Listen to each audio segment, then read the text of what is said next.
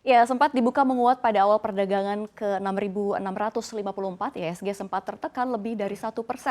Hal ini terjadi setengah jam sebelum penutupan sesi satu perdagangan ke posisi 6.574 dengan nilai transaksi 5,64 triliun dan volume perdagangan tercatat ada 9,67 triliun miliar maksud saya. Dan final perdagangan IHSG harus kembali ditutup di zona merah dengan koreksinya 0,79% ke harga 6.592.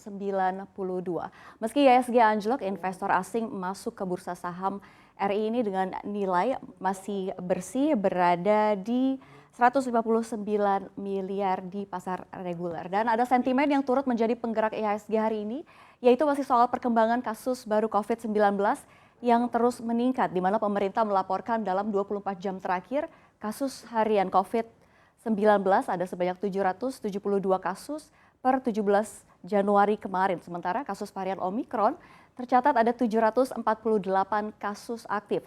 Sehingga memang dengan adanya hal ini pemerintah harus memutuskan untuk memperpanjang pemberlakuan pembatasan kegiatan masyarakat di Jawa dan Bali hingga 24 Januari 2022. Dan ini akan terus direview satu minggu satu kali. Artinya kondisi ini akan menimbulkan ketidakpastian ya bagi pelaku pasar. Selain itu, Bank Indonesia yang juga akan menggelar rapat Dewan Gubernur untuk memutuskan suku bunga yang rencananya akan diadakan pada hari Kamis mendatang. Lalu sentimen berikutnya datang dari luar negeri. Ini ada faktor The Fed yang sudah siap mengambil ancang-ancang akan menaikkan suku bunga. Dan di sisi lain jelang aksi The Fed tersebut, ada Bank of Korea yang sudah menaikkan suku bunganya sebesar 25 basis point. Dan investor asing juga mengamati sejumlah data penting terkait keputusan suku bunga Jepang yang akan dirilis Bank Sentral Jepang atau BOJ, di mana konsensus pasar ini sepakat BOJ masih akan tetap mempertahankan suku bunga negatif, yaitu di minus 0,1%. Dan informasinya BOJ juga akan melanjutkan kebijakan ultra longgar untuk mendukung pemulihan ekonomi. Namun ini masih jadi perdebatan ya, bagaimana regulator Jepang mengkomunikasikan kepada publik soal kenaikan suku bunga nantinya.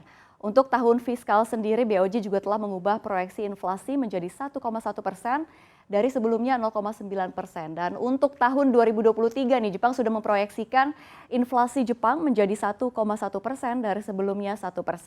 Dan penyesuaian ini menandakan bahwa Bank Sentral sekarang melihat kemungkinan inflasi melebihi dari proyeksi dan ini bisa lebih cepat lagi terjadi. Dan ini didorong oleh kenaikan harga yang meluas dan pandangan Bank Sentral Amerika Serikat The Fed yang lebih hawkish. Sementara dari 11 sektor yang ada di bursa ada 11 sektor yaitu sektor teknologi yang paling terkoreksi saat ini.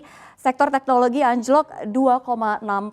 Nah ini lagi-lagi emiten Bukalapak nih yang paling tertekan dengan koreksi 4,37% ke harga Rp350 per lembar saham. Nah ini sepertinya kita tahu ya berat rasanya untuk mengomentari saham Buka ini.